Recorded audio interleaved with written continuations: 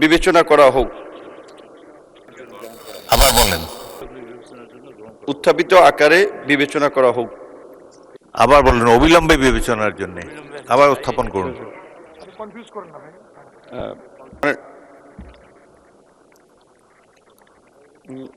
মাননীয় স্পিকার, আপনাকে ধন্যবাদ।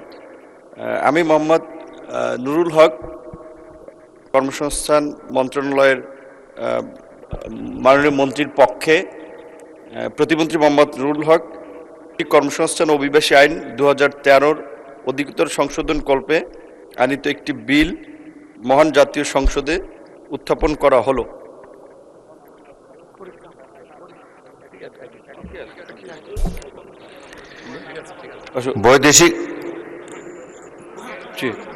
বৈদেশিক কর্মসংস্থান ও অভিবাসী সংশোধন বিল 2026 সংসদে উত্থাপিত হলো।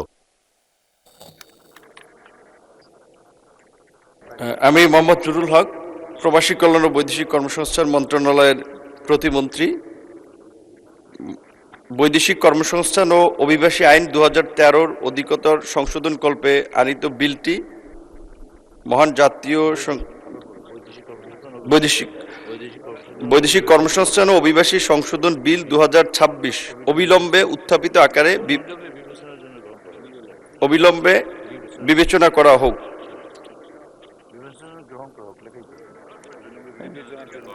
আবার বলেন। আমি মোহাম্মদ নুরুল হক, প্রবাসী কল্যাণ ও বৈদেশিক কর্মসংস্থান মন্ত্রণালয়ের প্রতিমন্ত্রী।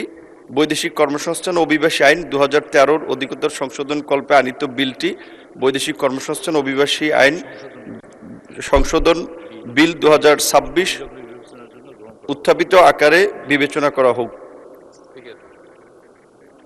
আবার বলেন, অবিলম্বে বিবেচনার জন্য। আবার উত্থাপন করুন। হ্যাঁ, আমি মোহাম্মদ নুরুল হক, প্রবাসী কল্যাণ ও বৈদেশিক কর্মসংস্থান মন্ত্রণালয়ের প্রতিমন্ত্রী।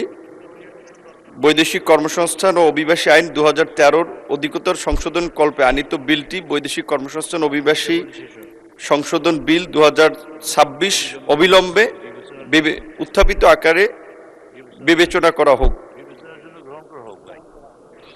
অবিলম্বে বিবেচনার জন্য গ্রহণ করা হোক। ধন্যবাদ মাননীয় প্রতিমন্ত্রী।